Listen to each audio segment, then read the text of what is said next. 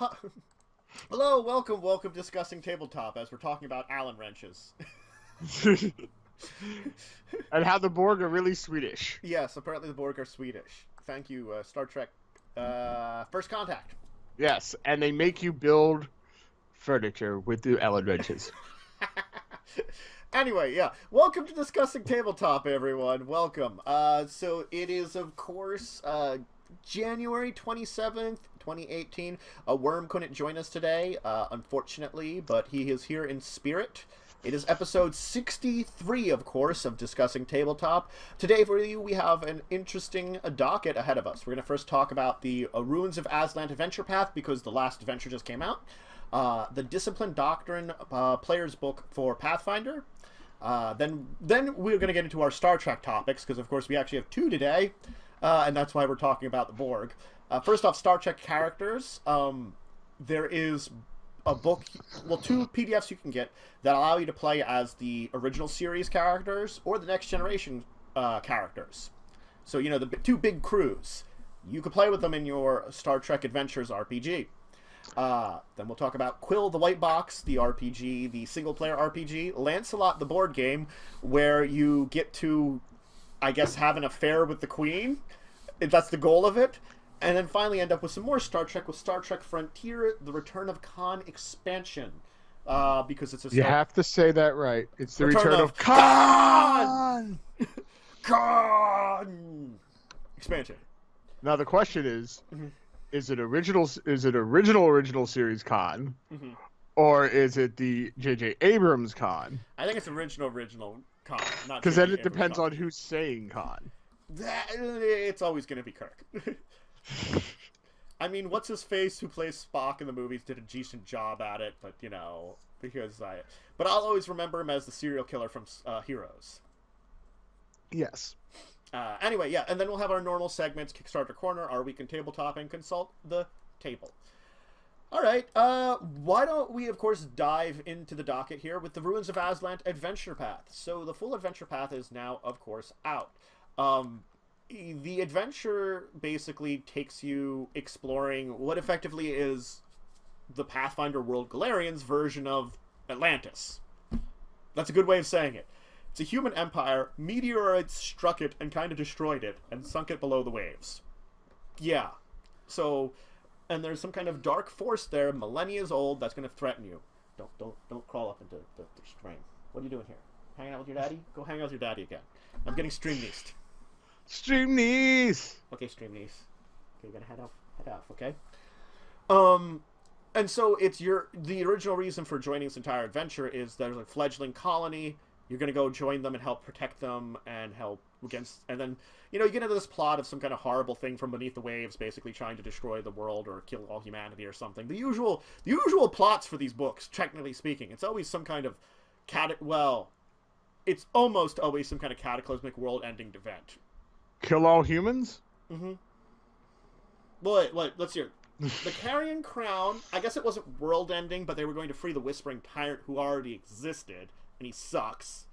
The Giant one, I guess it was going to be an army of giants that would march across the territory of the world and might have conquered a lot of it. That would have been terrible also. I guess the pirate one is just your pirates? I mean, that's Skulls and Shackles. I don't think there's any, like, world-ending adventure on that one, at least. Can we be pirates on the moon? I would have hoped so, but we weren't. I mean, Rise of the Rune Lords, you just have a Rune Lord come back, and they sucked. Are you sure they didn't blow? No, I would hope they would, but no, not. Let's hear. Skulls and Shackles. Last adventure. I'm going to check this here. With an enemy fleet intent on conquering the shackles looming on the horizon, the adventurers must land their own fleet of pirates and buccaneers to defend against the invaders, culminating an epic naval battle at the Eye of... Okay. So basically, you unite all the pirates against an invasion to conquer the shackles. That's neat. Is it like that? But like this one's a more like, you know, I guess they're mildly world-shattering. It's always something really bad, but it's not like... So Skulls and Shackles is Last Pirate Standing. Yes. Which we were only in the second adventure anyway. I don't know if Corey has to do that. I don't see that restarting anytime soon. Unless I can convince him to play it on Roll20. Hmm. Then we might be able to get them a different day of the week than our normal ones. Anyway, so, Ruse of Azlant, as I said, it's out, the complete one. And it takes you to... What level do you get up to? Adventure path for 15th level characters. So you start at 15th level. I don't know where you end, but that's pretty... Well, the thing is, some of these adventure paths, like the final adventures, don't start that high, and I like them that they can end at very high levels, you know? So, I'm guessing because usually you gain, like, at least 2 or 3 levels, that means you would end up at 17th or 18th, most likely. Maybe 19th, depending on how the adventure goes. I want 20th.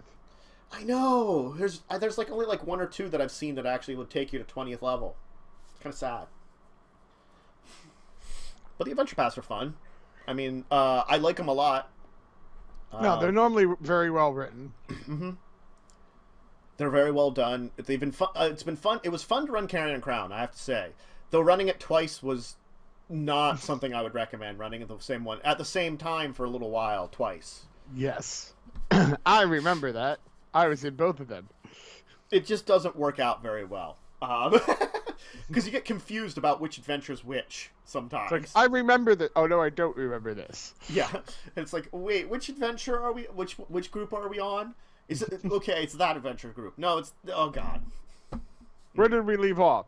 I think it was here. Oh, no, wait, that was the other one. Well, we're like 10 adventures back. When the Friday group got like 10 adventures back, it was a lot. It was a little, because I think they got farther back. No, it was one of them. I don't know. Oh, I think the game store group got ahead because we were every week we had one, where our other group sometimes we didn't. Yes, it was accurate. But no. Ruins of Azlant is a very interesting one, exploring something like an Atlantis type thing, and jungle adventures, Atlantis, ancient undersea adventures. It combines a lot of things together in an interesting way that they haven't seen in some of the other adventure paths, and so that's why it's like, cool, excellent. Now, in the 6th book, they do also have ways to continue your campaign. Yeah. So you can take it past the normal campaign. Which is good, and having something open for that is definitely helpful. And they have catastrophic results for all if the heroes fail. I mean, that's always fun. I do like how a lot of these books do also have like new bestiary stuff. So you always have a couple new monsters or something that are usually pretty interesting and linking to the adventures pretty well, or at least the flavors of the adventures. Not that you always have to use them. No, but it's a nice option. Mm-hmm. And they have friendly monsters. Yes, well, I think in some of the other ones, they technically had monsters which are not necessarily your enemies anyway, but it's like... I just like friendly monsters. Excuse me, sir, I'm going to bite your head off now. Oh, I think that's polite monster, not friendly one. I'm going to cuddle you to death. Excuse me, sir, I'm going to cuddle you, and you perhaps will die from it, but if not, at least you'll be cuddled for long periods of time. Thank you. Yeah. Huh. And the next one is War for the Crown Adventure Path, coming out pretty soon. No, it's coming out next month. They get them so quickly, though, is the other thing. I've never known how you could go through every adventure path unless you're like doing them for like 6 hours a week maybe and have a really efficient gaming group is the only way I think you could like chug through these. Like I tried to experiment with doing the abridged adventure with the Serpent Skull, but that was hard to do.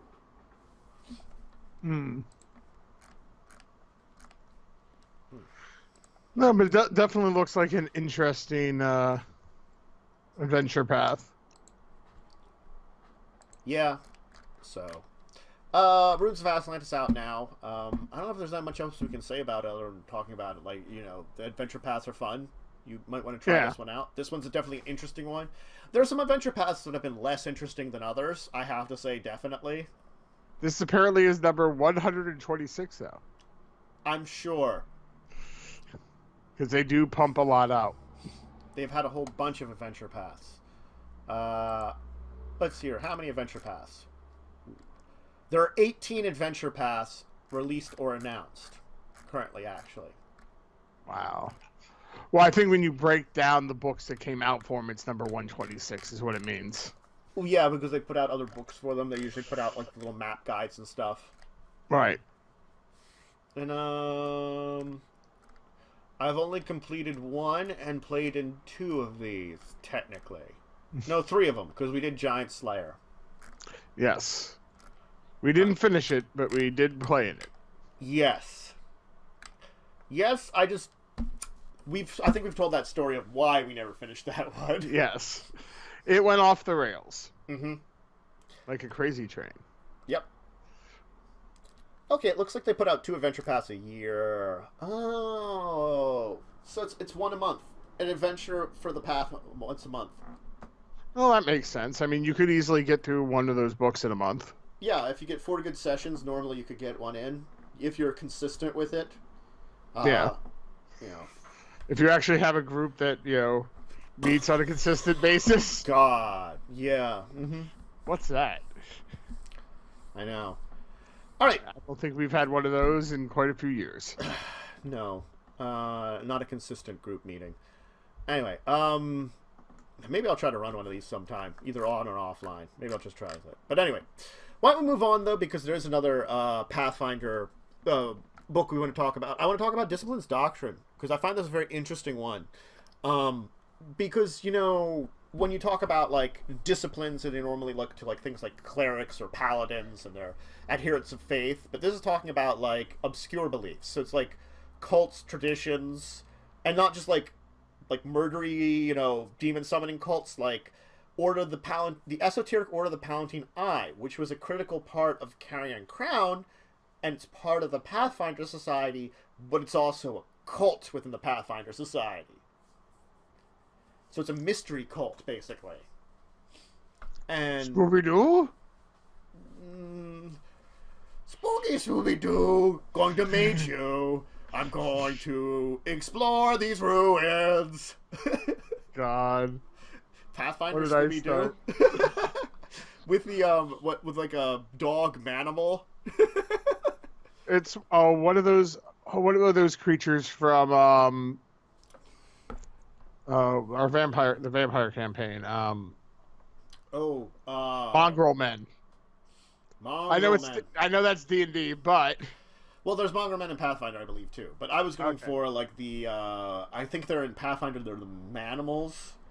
They're the version of the anthropomorphic animals from 3.5 or 3.0. If I recall correctly. It's hard to recall all these things. Pathfinder. As long as you don't have a Scrappy-Doo. I think you could. No Scrappy-Doo. I just said you could. Or you could have his really weird cousin that thinks he's a dog and he's a lion. Dumper Scoots. Yes. Okay, there we go. They do have totally manimal. Manimal rules, manimal rules. You could have a manimal of dog. Anyway. Roo.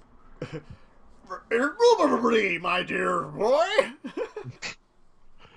What? He's an investigator now. Sure, he's in the esoteric Order of the Palatine Eye, one of the mystery cults or something. I don't think actually it's Magnemar's mystery cult, which is a different thing entirely. But we kind of combine them together. Or the Ocular Council of Pauline in Tynesy. Okay, these are really... Say that 3 times fast. God, no, I'm not going to. Look, I'm bad enough pronouncing actual Asian stuff. Kalistrad. Yeah. Kalistrad. Is that Strahd's niece? No, because it's not spelled the same way. It's got an E at the end. I'm making a joke. I know. Kalistrad. Kalistrad! Kalistrad! You can pull out someone's heart then?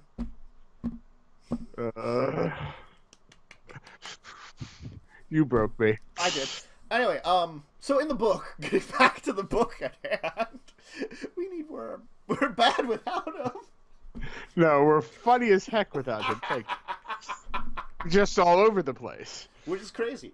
So it has a host of backgrounds for basically things that help you with your background of Devotion Dogma. It has some archetypes, which are interesting. Archetypes are always fun. I mean, I guess they're very specialized, but whatever. And then some feats, and I think... Oh, there's spells. They don't have feats, they have spells that pertain to the different groups mainly, but I guess anybody could theoretically take them, because it's one of those things about Pathfinder is sometimes you get to those spells which are supposed to be racial spells, and then you're supposed to be like, well, you should really be of this race to know it, but you could theoretically learn it from one of them.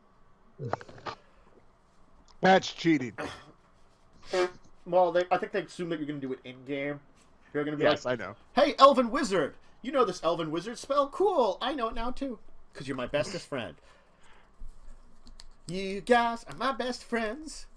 Except he actually teaches you it, but he teaches you only how to fire it at yourself. That would be developing a new, entirely different spell, which would cost money, time, and resources, which, I mean, he could do, and it would be really funny. But it would be a lot more effort than it would need to be. It's like, don't I just scry this into my book and know it? No. You've got to go through this entire process. It would require a lot of bluffing, too. It would be funny as all heck then, though. And it turns your face purple. I mean, that would be a Rod of Wonder. Rod of Wonder, the spell. Wonder spell. I don't know. I'm being bad at naming. Wanderlust? Wanderlust. No, but still, that's a little better. Anyway, so yeah, if you want to have like some kind of weird order or cult in your games, or you already have one, this might be giving you some suggestions on how you can integrate your players into it, or being connected with it in some different kind of way. To give some options.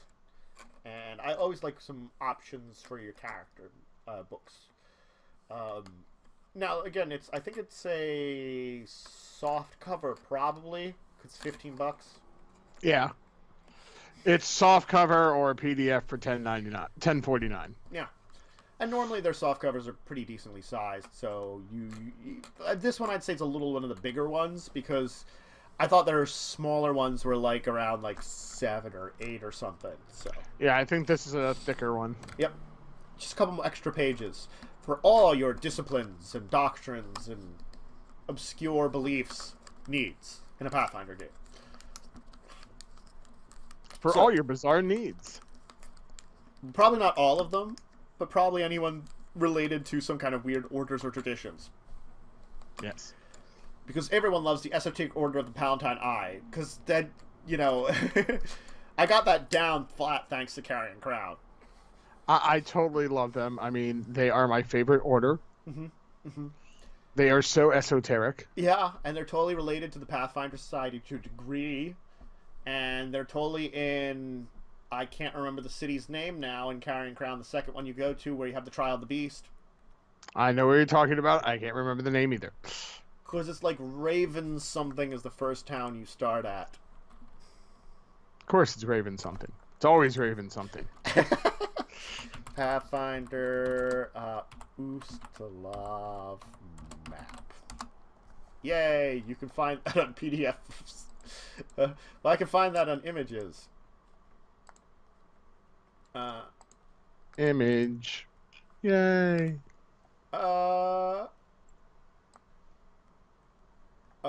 It was... I don't think it's on... No, it wasn't Ravengrove. It was Lepidstadt. Lepidstadt was where you went to. And then you went to Astenkor Lodge. Then you went all the way down to Ilmarsh. Came back up to... I don't know where the capital is. Oh, Caliphas. Bob. Caliphas, and ended up at Gallowspire. Okay. Yep. And there was Carrion Hill, where you could have had adventures too. But I think I tried to add them in, and it didn't really work also. I tried a couple of things experimentally in that game, and I learned that they didn't work at all. Also, Chad was terrible to have in them, so that's why they didn't work also. You have to have the right people that are willing to do things you're trying out. And the thing is that I wasn't trying out anything major in Carrion Crown. I was just trying to do some side adventures. Yes. And Chad was like, too bad, no main quest. So,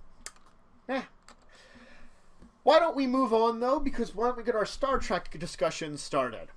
Oh, yeah. Modifius, probably getting their name wrong still. It's got weird dashes and dots and stuff, so who knows how it's like Modifius or something. Modifius. Whatever. Anyway, for Star Trek Adventures, they're putting out the player characters for the original series and Next Generation. Now, they are $6 a piece, which... That's not a bad price. It's not a bad price. I mean... You're getting all the pre-made characters of both series and also the ships. Well, granted, each of them is individual, so you have to get the original series on its own or the Next Generation crew. Right, but what I'm saying is you're still getting a decent amount of characters and a ship for $6. Yes, and you do have to remember this is a licensed material, so there's probably some kind of licensing fee in there. I don't know. I'm sure Paramount is making them pay. Mm-hmm. Oh yeah. Paramount's kind of dicks when it comes to this stuff, isn't it? Anymore, yes. Yeah, after into the fan film industry and everything, they can go suck it.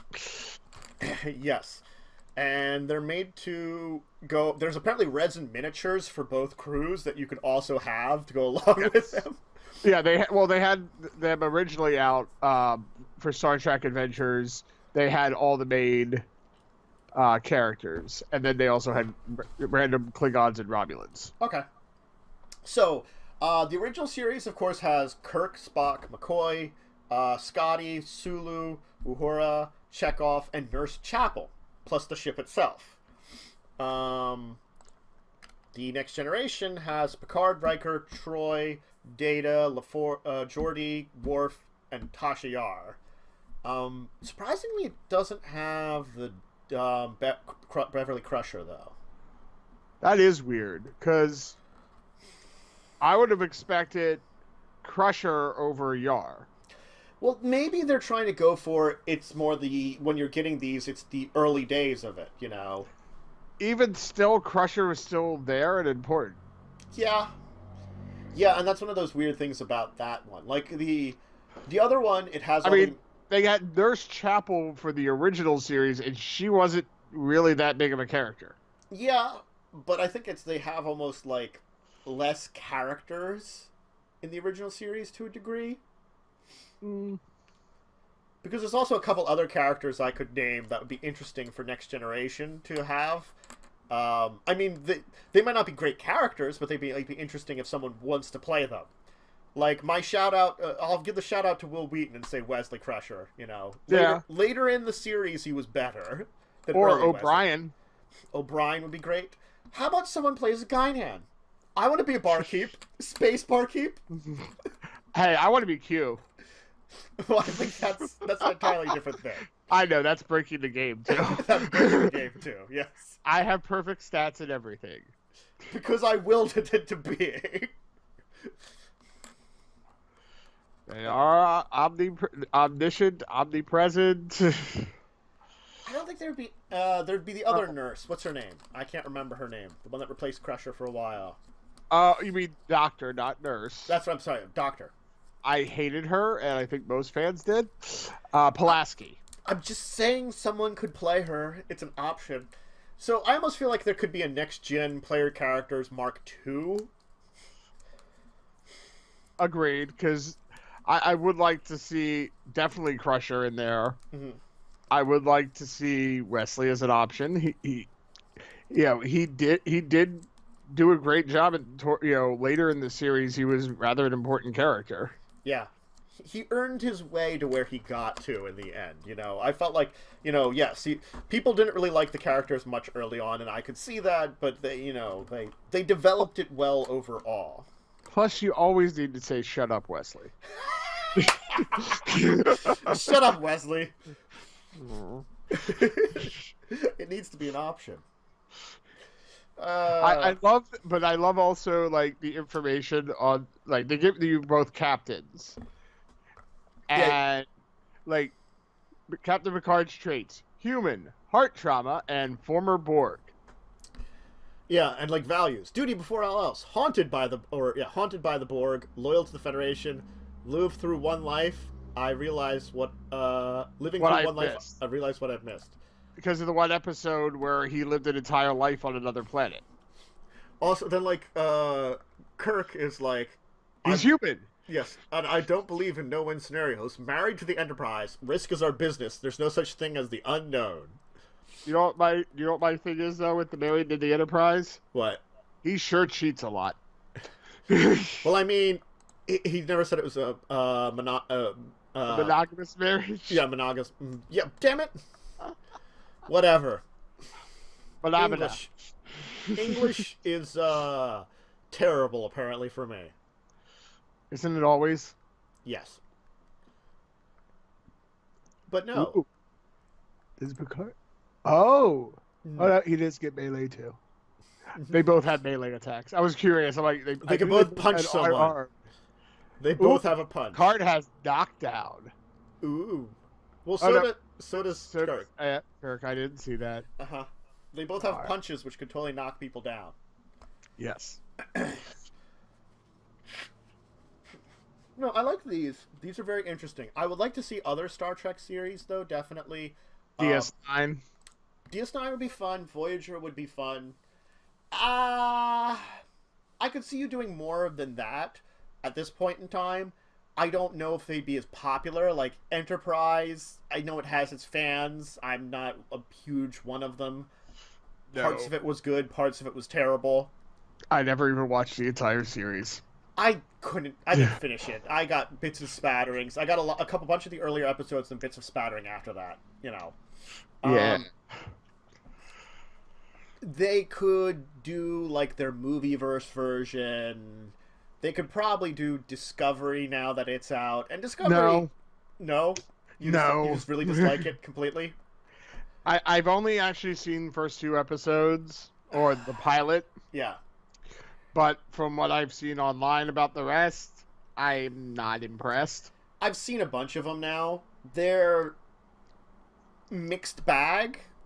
I mean, it's like, I feel like they're doing things that don't fit very well. They want it to fit in Star Trek, yet it sort of doesn't. They don't want to call it a reboot, but it is. Yeah, that's what they're doing. They're avoiding calling it a reboot, but that's what they're kind of doing. It's way too dark for Star Trek. I agree. It's a very dark series. It doesn't fit in with canon. Yeah, I also agree. I mean, like, there are portions of it that even with their stretching of the way they do things would fit to a degree, but they go too far. They, like, take a couple steps too far. It's like 3 steps in this direction would still work. You could say it's canon, but it's like a different artistic way of looking at it or something, but then they take another extra step and it's just also, hey, our main character is going to be Spock's adoptive sister that we never talked about before. Yeah. Well, the thing is, she only mentions Spock occasionally. I feel like, because I have seen a few more episodes than you, it feels like when they do talk about it, it's sort of like, we just sort of shipped you off somewhere, like, to the academy to, like, work there. You know, it's sort of like, didn't really have, like, family It didn't time. even seem like she went to the academy, though, from the least, the pilot episodes. It just kind of seemed like Sarah kind of brought her aboard the ship and was like, hey, you're going to have her on your ship now. Oh, she did go to the Vulcan Academy. Right, she went to the Vulcan Academy, but she didn't go to Starfleet Academy. She did not. Which, that should be a prerequisite. Even Spock went to Starfleet Academy. I think because, like, I don't know. It seems weird the way that they did stuff there. But let's not get into Discovery too much. Yeah, sorry. This is an entire another conversation we get into and complain about it. Because there's, as I said, there could have been steps in the right direction there. You know, because it's sort of like, Vulcans don't have that same kind of emotional connection, so it's sort of less like, it felt less like adopted daughter and more like just someone that's a ward of yours. You know, it's sort of like, it's like someone like, you know, like nowadays it would be like, oh, you know, that guy over there, that's like, you know, that kid over there, I'm going to give him some money to make sure to look after them. I'm not really doing a lot directly with them. I might meet with them occasionally. Yeah, but at the same time, not to go off on a tangent, last thing, Sarek did have a strong bond with her, though, to be able to telepathically talk to her through space. Yeah, that was some weird shit there. Yeah. So, I mean, they could have easily just made that like a hallucination that she had, and that would have made more sense. Anyway, but yes, they could expand on the characters they offer for the game. Definitely do other series. I think the only holdback with DS9 would be unless you want to do more of an intrigue, heavily roleplay game, you'd have to do DS9 during the Dominion Wars. Yeah, I mean, you can still do it before the Dominion Wars. I feel like you could do for Dominion Wars to make it less of the intriguey roleplay kind of game, where it had less exploration. It had a little bit of exploration, but didn't have quite as much because it was like they didn't have a ship. Yeah, we're going to go through a runabout to this side of the wormhole, and something happens, and it counts as exploration. Right. Yeah, they didn't get the Defiant until the early parts of the Dominion War almost. So that's when they actually were able to leave the station for more extended periods. But yes, the thing is, I think they've been focusing on original series and next gen for Star Trek Adventures more right now to get everything started with, and if they want to bring in the other series and stuff about them, they might do that later on, because we're only like a year-ish out on the actual Star Trek Adventures that Modiphius put out, so so there's plenty of room for, time and room for expansion. Yes. Which will be good. I'm hoping to see some cool expansion. That's definitely... I do like a good Star Trek, so seeing a little bit more from the Star Trek Adventures definitely interesting to me. Because it's one of the games that I say to myself, because this one well, actually, no, you know what? Do they have the quick start rules for it? Because they put out quick start rules for like everything right now. Or not everything, but a lot of them. I don't know. They do. They have a quick start guide for Star Trek. Ooh, nice. We should try some Star Trek then sometime. Yes. Although, the only thing I'll say with my opinion with the characters is, as in a role-playing game, you're then pigeonholing yourself into a certain character. Yeah. You can't grow too much character-wise. I would definitely, if I was running a game, not allow players to be those characters, but use them as a DM to maybe have them be able to interact with them. Yeah, I mean, I could see having players play as them, but it would be maybe like for shorter adventures where you're not going to have as much character development or something, Right, not like a long campaign. Yeah, for long campaign, because you do want some character development in it, it's probably not recommended.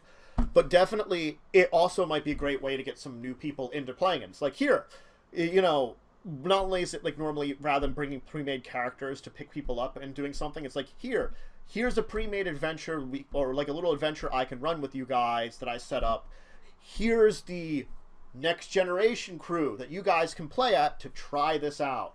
And then once they're hooked, they can get them into making their own characters. So it's a very good, like Pathfinder had their NPC book where they had all their iconic NPCs and stuff that you could use.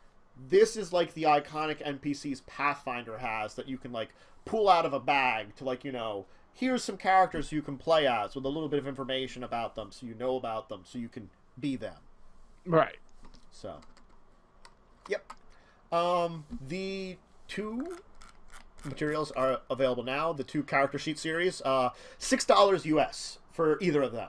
They are available now, and you can check them out if you want to. Judging that the core book of Star Trek Adventures on a PDF form is $16, which actually isn't too bad. No, it's cheaper than the dice are. The dice are $17.99 British pounds. Yeah. Mm-hmm. Yep. But they're the official dice of the game. They have, Starfleet emblems on them, so you're paying probably there heavily for the licensing. Oh yeah, I'm sure there's a level of it. Well, it's what 106 for the PDF collection. I missed this that there's 9 books in it that are the core book, the These Are Voyages mission book, Command Division supplement, Beta Quadrant, Alpha Quadrant, Gamma Quadrant, Delta Quadrant, Operations Division, Science Division. So I mean, I like. Well, the thing is, I'm wondering what they're going to do for Beta Quadrant, because haven't we have Alpha Quadrant, and then Gamma Quadrant, and Delta Quadrant we've seen stuff on. Right. I don't think we've seen a lot of Beta. I don't think so. So, I'm curious. I don't think a bunch of those books are out yet. I basically think you can get the PDF thing and get whatever's out when it comes out. But anyway, that's a separate thing entirely. Why don't we move on, because we have one more role-playing book I do want to talk about today, and that, of course, is Quill by Troll Devilish. They have come out with a new book for it. Well, new material. If you're unsure what Quill is, Quill, we talked about it a little bit before. It's a single-player RPG. It's based in a, kind of a letter-writing format. The original Quill takes you in the role of very Edgar Allan Poe kind of inspired. It sounds like a little bit more horror suspense in your single player.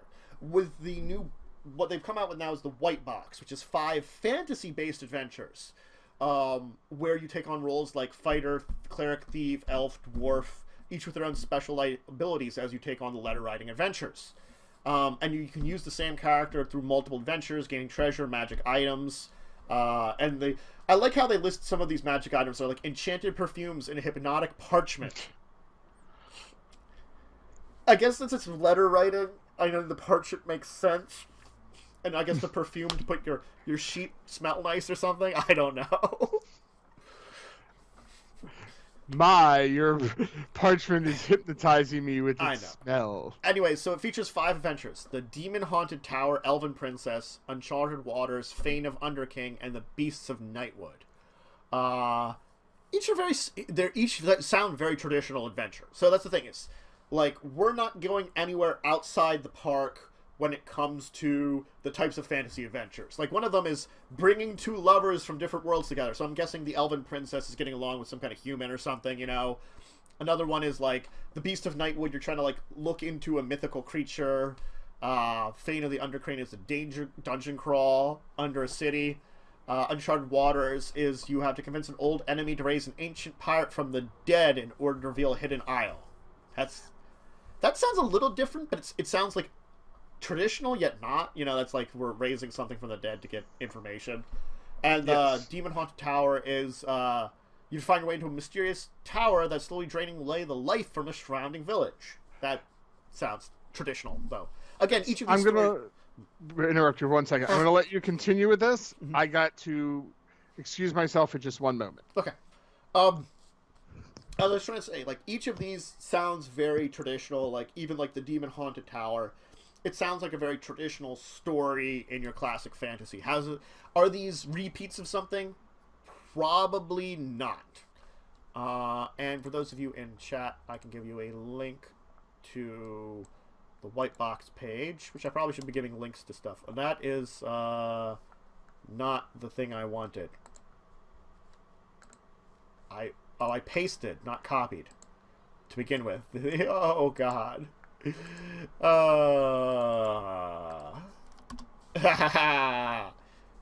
Yep. Do. Mistakes. Anyway. You do require the Quill core rules to play. So that's an important thing about that. Now, the White Box itself is only $4 for the entire thing. So it's actually a relatively good price for the entire thing. Quill is $1. Actually, Quill is pay as you want. Suggested price of pay. Oh, they're both pay as you want. Wow. Troll Devilish is not really charging for these at all if you really don't need to, since they're pay as you want with a recommended price. And Quill is a recommended indie RPG. So, I mean, it's definitely an interesting one if you want to check it out.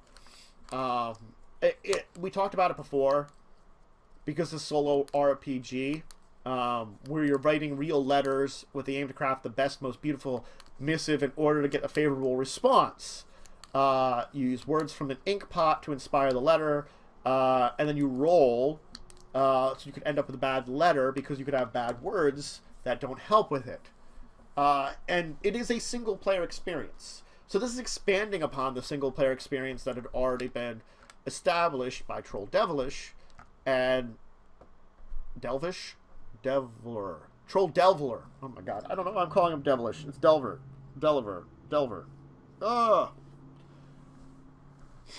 English, you have escaped me once more. Wow.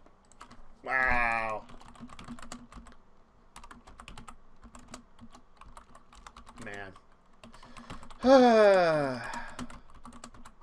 You know, sometimes English just escapes me completely and utterly, and then we have this. Anyway, so, I don't know if Joe wants to add anything to Quill here as it is, but let's see, anything else I can actually say about it myself. What do I think about this? I mean, if you like a role-playing game experience and you want something that does not require a DM and you can play on your own, then Quill is definitely for you. Because it is made to be single-player. That's the thing about it. And, you know, as much as I hate to say it, it is pay what you want for both Quill and the White Box. So, I would say, support your local game developer, Troll Delver Games. Give them a little bit of money for it. Do you have to? You don't, technically. But you want to be good to these people that are putting out interesting things for you.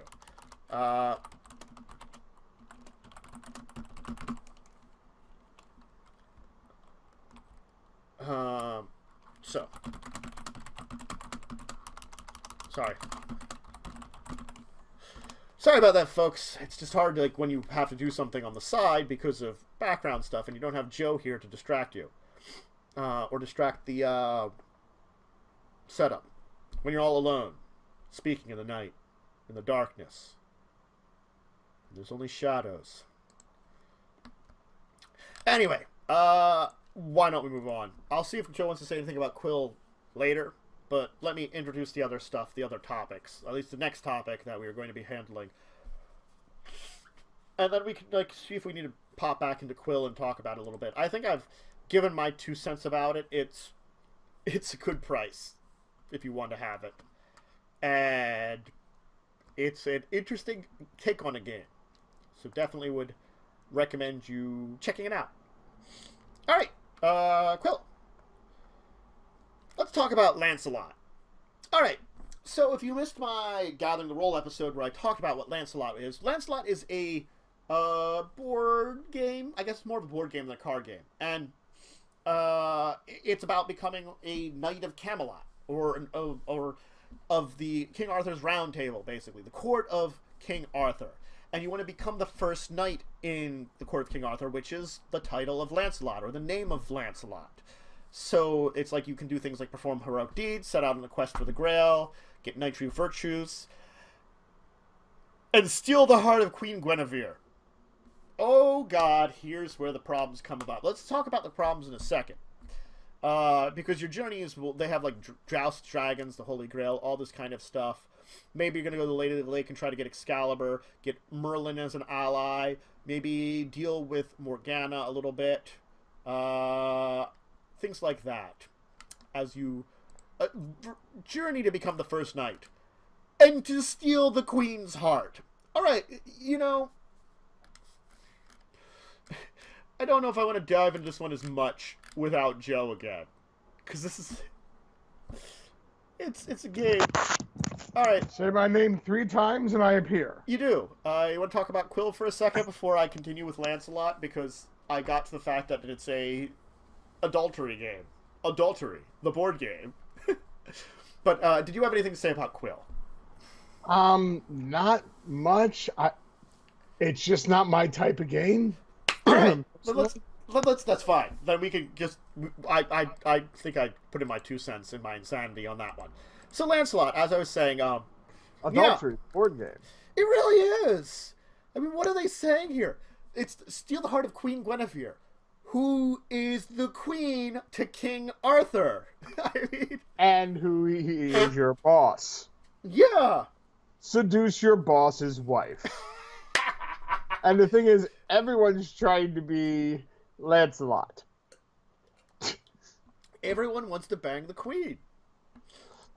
But whoever does successfully gets to be Lancelot. Yeah. Well, they're making it like a title, I guess, instead. Rather than a... Just get to be Lancelot. Yeah, I mean...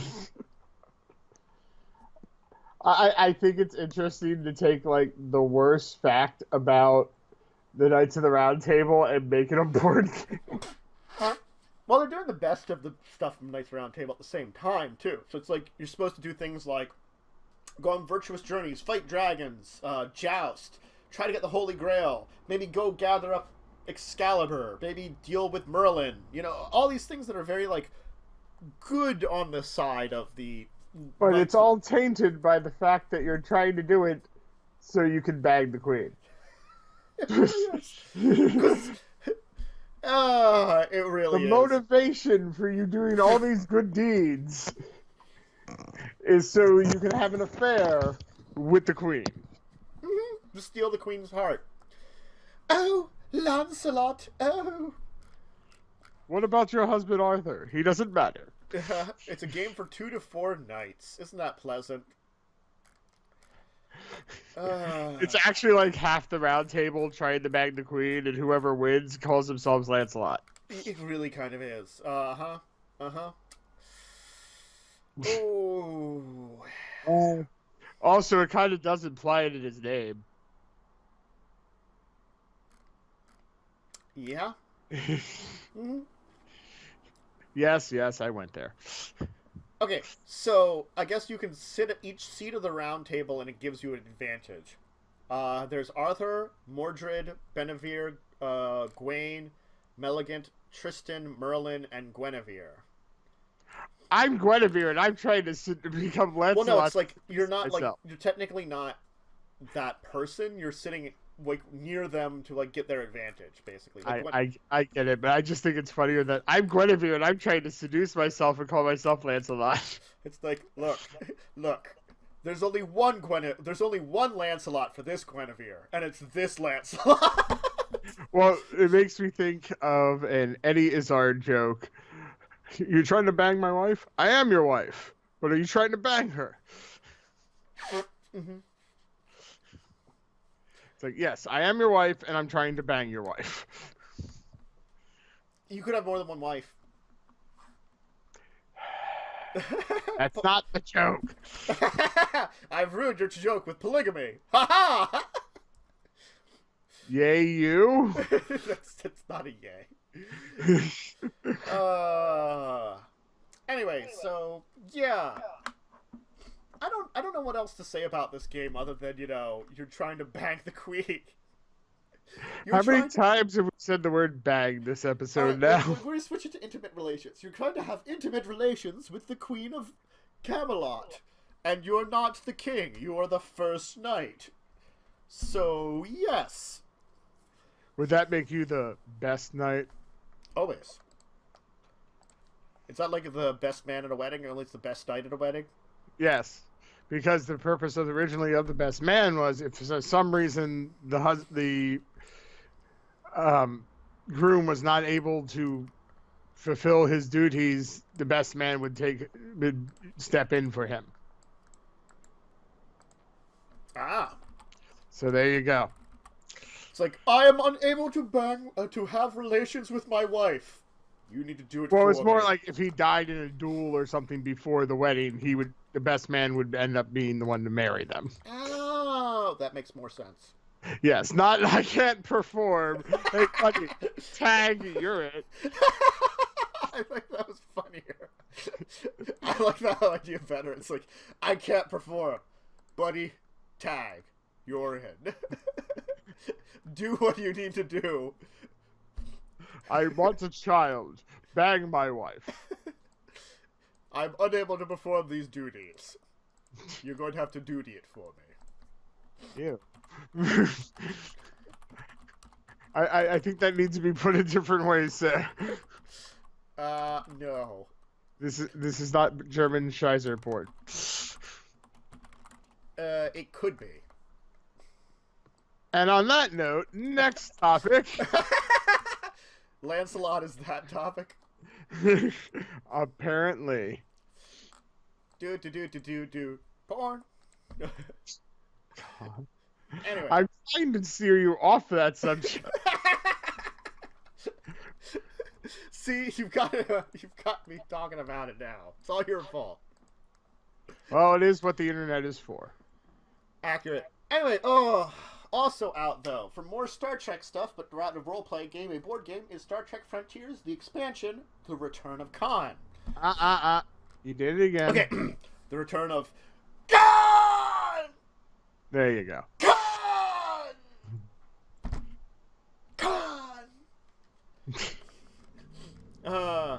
Khan. And then wait, we have to do the, no, you can't get away.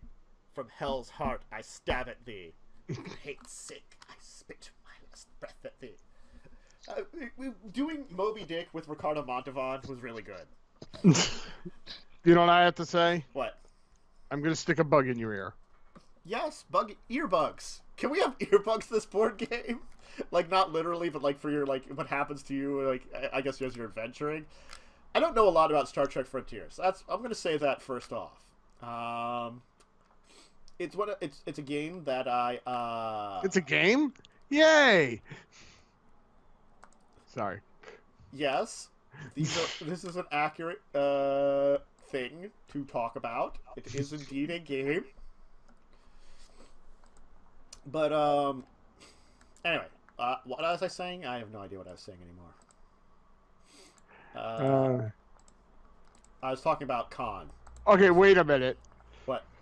So, here's the premise. Uh-huh.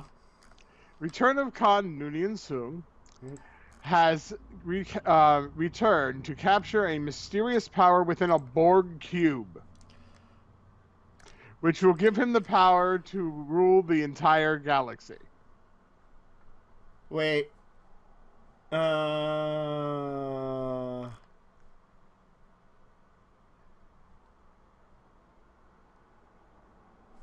Let me just read this here.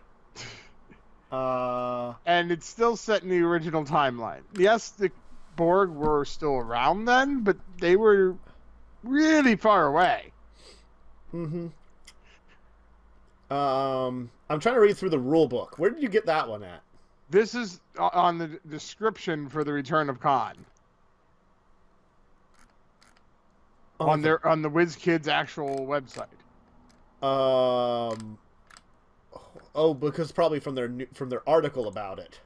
Yes. Oh,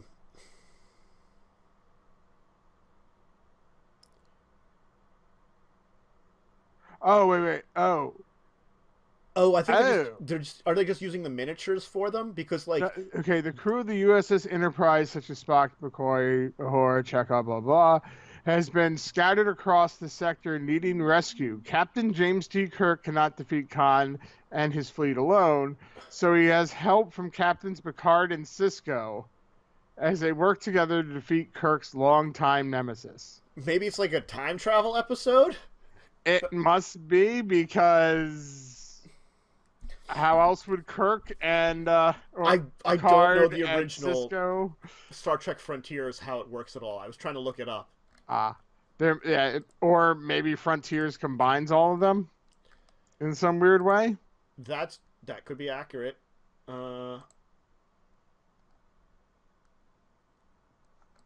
That definitely could be accurate, that they're combining them all in some odd way. That I'm not sure of how it works.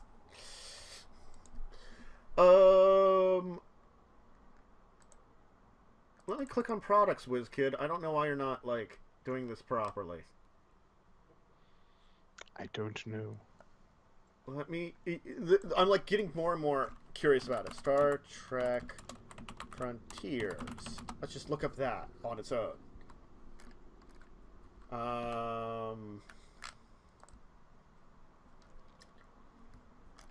Okay. Star Trek Frontiers. A contested region of space accessible through a known wormhole has drawn the attention of powerful forces out the galaxy. Okay. 1 to 4 players of multiple competitive cooperative scenarios work together to destroy players, overcome oracles. Okay, so it's basically like it's a sector of space where you can only access through a wormhole normally. So with wormholes, maybe there has been occasions in Star Trek where wormholes have sent you in not just through space but through time as well. That's true. That's the only thing I can think of.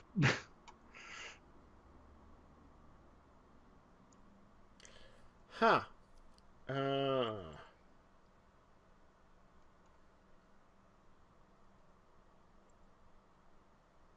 Weird.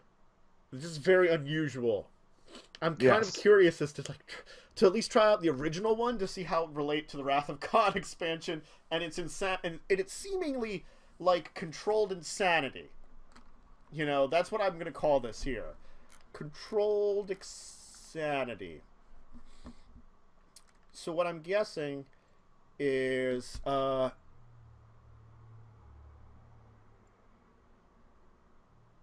okay, yeah, so it's like many Enterprise crew have been scattered throughout the region of space through the displacement waves. Not only can you recruit these classic characters crew, but you can also discover additional characters from the 24th century. So, like, displacement waves probably have done weird things with time. Yay. So, team up to defeat Khan in, like, weird sector of space with time travels and something. Because why not? Alright. I mean, it's an interesting sounding game. It's a lot crazier than I thought it was. Now that you're mentioning this, I like read through a little bit and talked about it, but it's like, no, this is crazier. Yes. Okay, so this is taking place after Wrath of Khan, though, too. It's saying that he was supposed to have been obliterated with a Genesis device. And, oh, there's a temporal anomaly they called a Mutra wormhole. Ooh. And it was caused by the Genesis device. Okay, so it is time travel problems. This Genesis device also made a time rift or something. Okay. And I guess Enterprise has to go in and like solve the day or something, and they get scattered and crap like that. Because I'm in the rule book now. Okay. And that's like the first couple of sentences. So, okay, it begins to make a little bit more sense, you know. And apparently, like, Khan's supposed to be in there because there's a message that came through it. Save us from Khan, and then Enterprise. Uh-huh.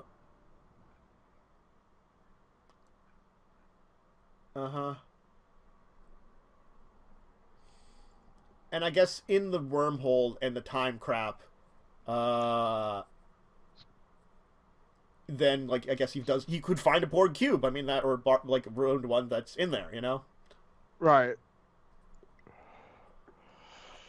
So, because of time mess-ups, it works. Yeah, Kirk has arrived in his ship, arrived nearly 100 years in the future in a sector of space newly discovered to an allied Federation Klingon Empire of the 24th century. Okay, so Kirk and his crew end up in the 24th century is what's going on. In a newly discovered sector. Okay. Where the sector of space has already been beleaguered by incursions from the Borg and now suffers under the tyranny of Khan. Who ended up here. Yeah.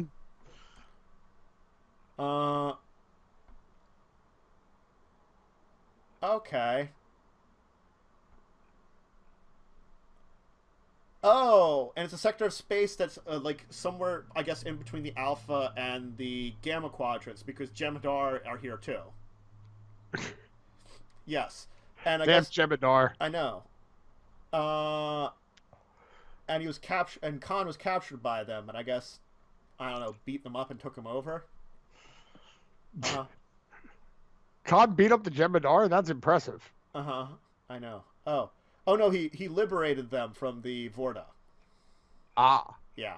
That's still impressive considering he's working on technology. How old? Well, like they're like he's also got like rapid genetic healing and stuff. True.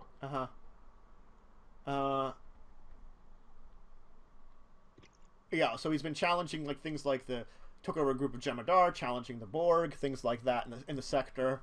And so now Kirk and like in the Time Rift scattered some of the crew over the sector, you know, so your ship is not fully crewed.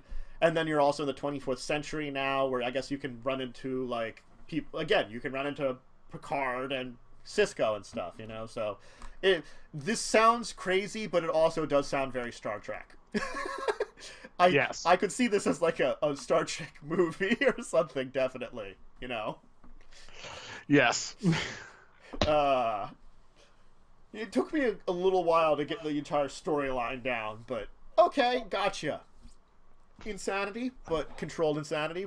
So I'm guessing the original Frontier probably is all about this sector, and maybe it's about, you know, like Klingons and Federation, and then you also have things like Borg and Jem'Hadar in the sector, and you have scenarios about controlling it and stuff like that. And I'm guessing the original one might have people like the next gen crew and stuff.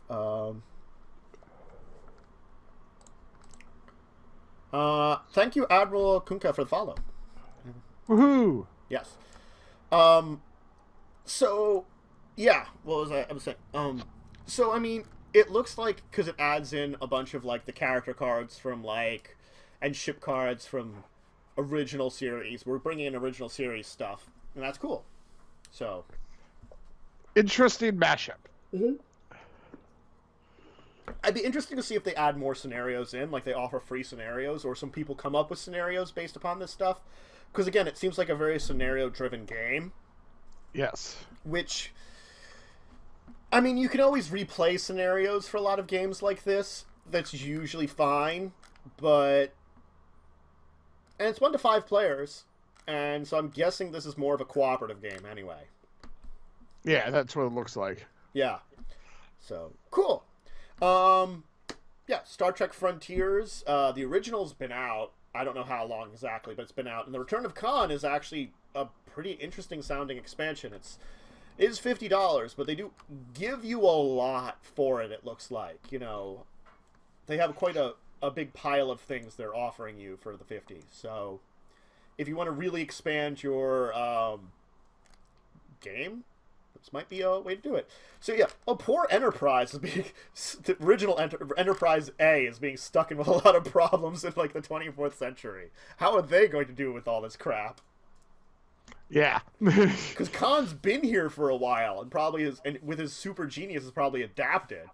Super genius. He's also Ricardo Montalban, so, I mean, you can't, like, go wrong with that. Yes. Very true. Yes. No one can defeat Ricardo Montalban. Bon! Khan! Yeah. Anyway, why don't we move on to our regular segments, because we are moving into that portion of our episode with our Kickstarter Korner, of course. So, let me grab a couple of the Kickstarters from the list here and talk about them. It's a segment where some of the Kickstarters that have come out this week, Joe, I, and Worm, when he's here, will talk about what's come out and any kind of ones that interest a little bit more, discuss it a little bit, things like that. Okay, did you have a chance to look at any of them, or do you want to? Okay, cool. I chose Tiny Epic Zombies. That was a very cool looking one. Basically, there's a breakout in a mall, and you have to not only survive, but complete 3 scenarios. Be the first to complete 3 scenarios. Mm-hmm. Two of the things I absolutely love overlooking this is, one, the meeples actually have holes in their arms. Oh, that's great. Where you can actually place the weapons they're carrying. I know, it's great. I love that. And also, there's 2 vehicles that come with it. Yes. That you can place the meeples into.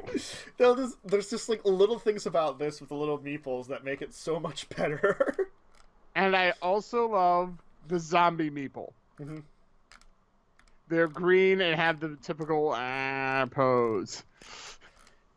Yep. But their head shape makes it kind of look like Homer Simpson, so it's a bunch of Homer zombies. It has 5 modes of play, which is really cool too. Yeah, there's a solo mode, and all the other ones are competitive team plays. Well, it's cooperative versus zombie player, competitive versus zombie player. So there is cooperative. I missed the cooperative ones for some reason. I was misreading. Yeah, 2 cooperatives and 2 competitive free-for-alls. Now, they have blown away their goal. Yeah, they have... Their goal was 15,000. Mm-hmm. They have more than that in backers. It's true. I didn't notice that till now. They actually have more than that in backers. They have 15,805 backers. That is accurate. They've raised $573,209. Yep. And one of the best things about this, to get a premium, actually get the actual game, it's only $20. Yeah, a retail version including all the base game stretch goals. Yeah, that is amazing. And then 25 is for the deluxe version. Which, I mean, I'm guessing there are certain stretch goals that you wouldn't get with the 20. So the 25 is just like, you get a print and play version also, and you get all the rest of the Kickstarter exclusives, like all the other special exclusives. Yeah, which they've unlocked all but 2 of the exclusives now. Sorry, my browser keeps freezing on me. That's fine. I can go down the stretch goals. I was talking about the stretch goals earlier in the week, but they've jumped up again. Yeah, they have all of them, but... Oh, okay. No. Last time they didn't have the Uzi, so they got the Uzi. The Hippie they haven't gotten yet, so they keep adding one on as they get one. So Ted the Tiny Epic Dog is the 620,000. That's awesome. And you can click to choose what breed you want the dog to be. Yes. I vote the Pit Bull. That seems the most useful. Yes. I think that's more useful than a Greyhound. But I like how they have, like, they show, like, each of the characters, they have the normal version, they show a zombie version of it behind there, too. Yeah, because I'm assuming you probably can be bitten and turned into a zombie. Good times.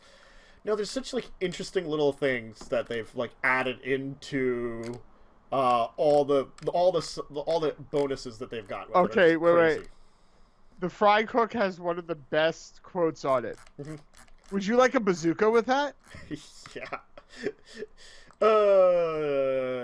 Yeah.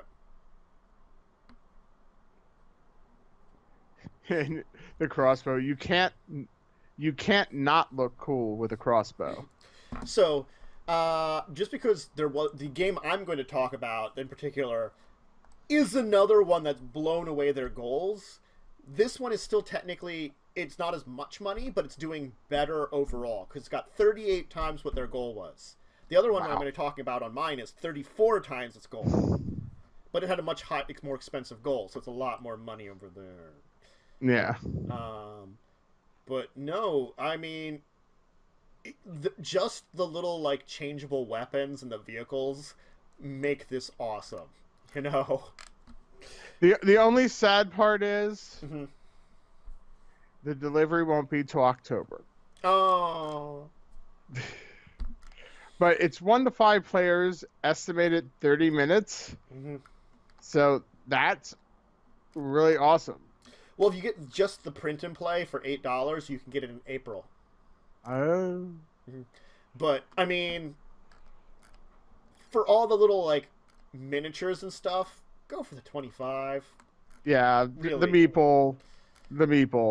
I did it all for the meeple. Yeah, getting all the ridiculous like weapons and stuff and vehicles and all decked out. I think the most ridiculous one is for $200. you can get 10 versions of the deluxe tiny epic zombie game. Yep. Mm-hmm. 10. Yep. I don't know what you're going to do with 10 versions. It's for a store. Your store No. will now have 10 versions of top copies. It's for your friends and family. I mean, if your friends and family really like tabletop games, then maybe this is the one to get for it. Unfortunately, they are out of the honorary producer. Yeah, they only had 10 of those to begin with, and I guess those went, in quotation, quick. Yeah, it was $250. Yeah. But you're an honorary producer. Yep. Oh, man. It's some good stuff. It's some really interesting stuff. The double-sided store cards are very cool, and all the player cards, you know, they do have an interesting art style for everything, which is also very neat. Okay, also just heads up, if you do want to pledge, shipping to the United States is $5. Okay. Yes. So, we're shipping within the United States, I would say. Yeah. Well, it just says shipping United States, $5. Yes, they don't have free shipping. Everywhere else in the world, except for a few places, is 12. A few places are 16. Again, it depends on where it's shipping to. So, yeah, that's understandable. Yep. Cool. Tiny Epic Zombies is a very good one. And it is funded now, so if you really wanted it, you could very easily get it. That's for sure. All right. Do you have anything else you want to say about it? No, it just looks cool. Yeah, it does. The little miniatures things look cool. Okay, I want to give a shout out to a weird tabletop game / graphic novel. Destiny Aurora, which apparently was a board game, and now they're re-releasing the board game, but also with graphic novels at the side that you can get the board game or some graphic novels now, because I guess they're trying to make a multimedia thing with it. It's weird, and it's funded, so it's weird. So if you're really interested in that game, if you've had it before, but the one I want to talk about, which is actually really cool, but has gotten an insane amount of money, is Nemesis. It has 10 days to go. It is backed. They were looking for their British pounds. They were looking for 50,000 British pounds. They have 1,776,000 British pounds pledged. Wow. That's a lot of cashola. They've hit $2.5 million on their Kickstarter. Basically, it's a 1 to 5 player semi-cooperative game that's effectively Aliens. Alien or Aliens is what the game is. Right. That's the best way to say it. It's a sci-fi horror where you're trying to survive, but each of you has a secret objective. And that's the thing, is you don't know who everybody's secret objective is. So you're cooperating, but your objective might be one that competes with an opponent's or with an allies. So getting your secret objective might screw them over, kind of thing, you know, too. So that's why it's semi-cooperative. I think part of the price is definitely the quality. Oh, yeah, the quality looks really great. The miniatures are, like, extremely detailed. Yeah. The board is extremely detailed. The cards, everything is, like, top-notch quality. It's like $100 US for the core box and all unlocked stretch goals. And for 142 you get an art book and the train expansion, and that's pretty much where you might want to go to. So that's the two difference between it. So there might be more terrains you get. And there's 5 characters: captain, pilot, scout, soldier, scientist. And I'm guessing they probably have a way of figuring out your goal separate. So you might be playing as the captain in one game, and you might not have the same goal, because they might have, like, I'm guessing it's going to be like, you know, secret goals kind of thing, you know, that you draw. Oh my god, the queen, it says in real life, would be over 4 meters tall. And the thing is, if you look at the size of the miniatures, her miniature is very big. It's not so miniature. No, it's 97 millimeters in height, where the human is 32. Yep. Yeah, she She's almost, 10 centimeters tall, which is about 3 inches? Yeah. Yeah. Because I think it's like 2.5 centimeters or something per inch. You know, if you're looking to use our terrible American system. I am never going to defend the us first metric because I took science classes. Anyway, there's the main board, room tokens, small tokens, regular tokens, cardboard tokens, like plastic inserts, plastic tokens. Yeah, I mean, and they've unlocked a lot of stretch goals. There's still a few they haven't. Mm-hmm. Yeah. They did the 5-player expansion, the full co-op mode, playing as the intruder, a bunch of quality upgrades that they've expanded. They've apparently unlocked like a couple other groups, like the Void Seekers, Untold Stories, Captain's Collection. Let's hear. Oh, wow. They unlocked all miniatures pre-shaded. Ooh, that's really cool. Yeah, the picture of the miniature with the shading already on it. Oh my god, it looks good. Yeah, man. The quality of life things that they have unlocked with stretch goals. The only thing I have to say about it is it's really hard to figure out where a lot of these, like all the different stretch goals. Yeah, they don't have them. They have them by category instead of what they've unlocked on haven't. Looks like the only things they haven't unlocked is the new cardboard room tile airlock, 3 miniature turrets, 10 turret tokens, and a turret room tile. The Void Cedar, which they unlocked, looks really awesome. Oh yeah, those void monsters are really cool looking. I hate this. It's like, oh man. So are the Whispers. Yeah, and all the monsters are really cool looking that they've done. Yeah, but Void Seer Despoiler looks awesome. Mm-hmm. I'm wondering how big that miniature is, because it looks like around like the queen size. Don't know, man. That's a good question. Jesus. Oh, wow. Yep. Mm-hmm. I mean, they just have definitely gone crazy in these things. Hi, Aurora. And the thing is the amount of money on this thing, too. I mean, like, this is one that looks so cool, and I'm so tempted. Hello. He says hello. Come on, you get down now. Quit playing around. Aurora? Get down. You're not supposed to be hanging around here. Remember when I'm working? Pull his hair. Can I be quiet? Then sit down on the bed and not like right behind me. Don't hover behind me. Get down. Ow! Sorry. Come here. Give me Aww. in front. No, quit being naughty. Quit being naughty. Let me in the front. Let me in the front. No, you can't be on the front. Please in the front. The front. You're interrupting the show. Joe, take over the show while I take care of this. I don't know what But to this do. is entertaining. I think this is one of the most entertaining segments of the show is Stream Days. Stop being naughty. Naughtier. Be naughtier. Aurora, come on. Go back to your daddy for a while, okay? I'm going to come over and tickle her. Joe's going to come over and tickle you for being naughty.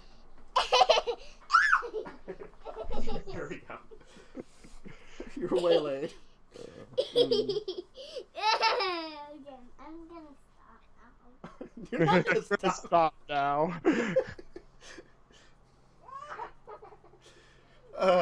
So Nemesis, the board game. Careful.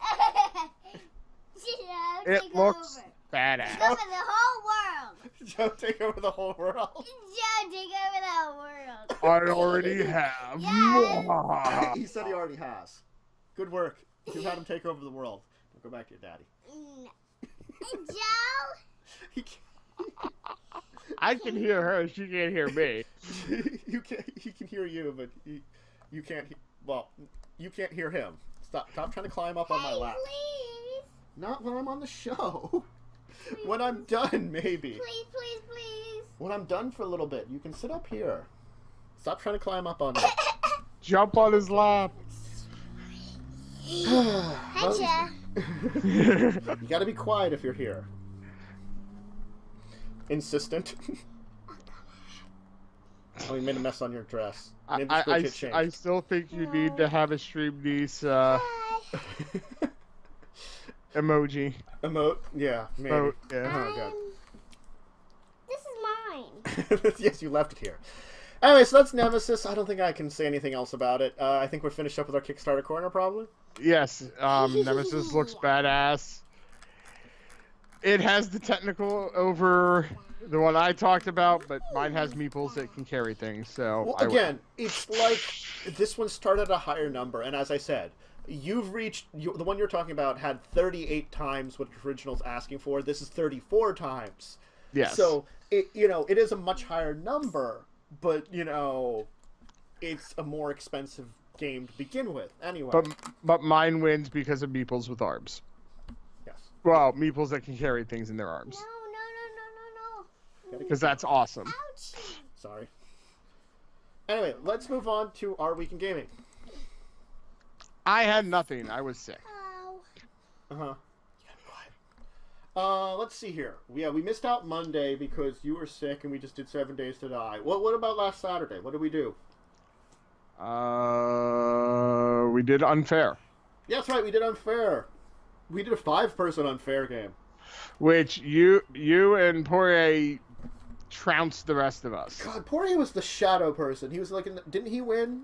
Just barely. I think he won by like, what was it, 5 points or something? Well, that's the thing is, like, it didn't make a huge difference overall to me in, like, some of the small things, but, like, I kept getting hit by, like, Hana, and Poirier was, like, over there safe and sound. I kept trying to hit him, but he kept threatening me. So instead, I would hit other people that also would have happened to affect him. Yes. Behave. Yeah. Stay. Behave. I'll give you time out. You're not behaving very well. You're supposed to behave if you're in here. Don't just, like, fall down on my arm so you're gonna collapse onto the floor face first. Don't just lump yourself... No. No. The only other week in gaming is I played Bastion Frontier this week. Which was fun. What did we do? We started a dungeon crawl. We also, I did some bureaucracy for murdering an orc lady because we privately executed her. It was technically not in town though, so it's relatively alright, but it was in the town's territory. So I gave them some paperwork and they didn't care about it. But whatever. Bureaucracy. Were there any chork bones? No chork bones. We're in a frozen wasteland. You're never going to find chork bones. They blend in. You totally should have murdered her with some chork bones. But then we got into a dungeon crawl where we have to, like, escort these aspect animals of ourselves around the place, keep them alive, because if they die, we're kicked out. And of course, our DM gave a temptation of, get rid of your little familiar aspect for a magic item. No. Yes. No. Yes. Maybe. I said yes. So you don't say no to me. Tell her I said maybe. Joe said maybe. Huh? Joe said maybe. Joe said nope. Aurora will win. I heard him this time.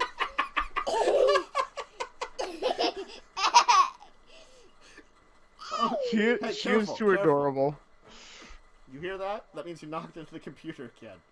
It's that stupid one fan, which makes a noise. Which only I apparently can hear ever. No, I can hear it now. Yeah. That's not a good sound. No, it's because I told you not to misbehave around here. I'm very upset with you now. You kicked the computer accidentally, and it got making that noise. It's really annoying to get rid of that. Yeah, we might need to open up that case and look at what it's bumping into in there. I couldn't. I have opened up the side, but I've been able to see where it's actually at in there. So it sounds like it has to be like rubbing against a wire or something. Yeah, it's really like it, but it's one of the fans I've noticed that's really hard to get in there. Anyway, we'll talk about this later. Yeah, sorry. That's fine. No, I'm getting stream neased, so it's really hard to do this here. No, it's really hard to do that. Anyway, I think that's my week in tabletop. I think that's our week in tabletop. Yes, and we'll have more. I don't think we have a question today. No, consult the table. Anybody have any questions in the chat? I can check the Yahoo, see if we've any questions. Hit it now. You'll get time out after the stream if you are not going to stop this. Well, I want to be on you. I can't have you on me because you're getting in the way of the stream. Well, not. You already have. That's why I got you off my lap. So nothing in chat today. Nothing in Yahoo. So if you have any questions for us that you need us to answer, anything related to tabletop, the topics at hand, anything else, you can send us an email at discussingtabletop@yahoo.com. You can also contact any of us on our Twitters. You can contact me on my Discord. You can leave a comment in this video when I put it up on YouTube. You can show up and just ask us the question live. Also acceptable. Or you could phone call him. No, I think your daddy wants you. Quickly go check what he wants. But I think that's going to wrap it up for the week. I think it's going to wrap it up for the week. Thank you all for joining us. I got to get running because she's going to come back in a minute, and she's being very disruptive right now, and I think she needs a timeout. 5-year-olds. Oh, God. And I got to see if I can at least... usually when I sleep the computer, it... or, like, shut down the computer, it usually stops for a bit. I don't know. Grumble. Noise. Yes. Anyway, Joe, I guess you support me we're doing stuff at some point. Yes, I pimp you out. Yep. Worm's not here. Hopefully he'll be here next week. Back on our normal schedule. I'm going to try to get a guest because we do want to talk a little bit more about Rivals of Ixalan because I was going to talk about it last week when we didn't have Joe. But you were sick this week a bunch and hadn't had a chance to look over anything anyway. So, No, unfortunately, sorry. It's fine. It happens. But yes, we'll be back next week, same time, 1 p.m. Eastern Standard Time for more Discussing Tabletop. We should hopefully be back, both of us, with Worm and Tiv on Monday, probably for Tabletop Simulators. We figure out what we're going to be doing on Monday, which I have a few ideas. I guess I got to execute one of them, call it a day. Happens. Right. Other than that, I guess everyone have a great day, great rest of a day. I will theoretically be back later on for a short stream since I didn't get my morning stream in, hopefully. But it's been very busy with the niece this morning, so I haven't got as much work done as I want to, so I don't know if I can actually do that now. But I'll let people know on Twitter and stuff. You can also love support here by subscribing on the YouTube side, following or subscribing here on Twitch. I do have a Patreon, which has some great rewards, if you want to check that out down below. At very least, if you want to communicate with me, you can always check me out on my Twitter or Discord. So it sort of stopped and did another noise. We'll talk about that in a minute. But anyway, so thank you all for joining here for this January 27th. We'll be back next week, first weekend in February to, And I'll be a year older. That's right, you will. You will have your birthday by then. So, all right, everyone. Thank you for joining, and goodbye. Goodbye.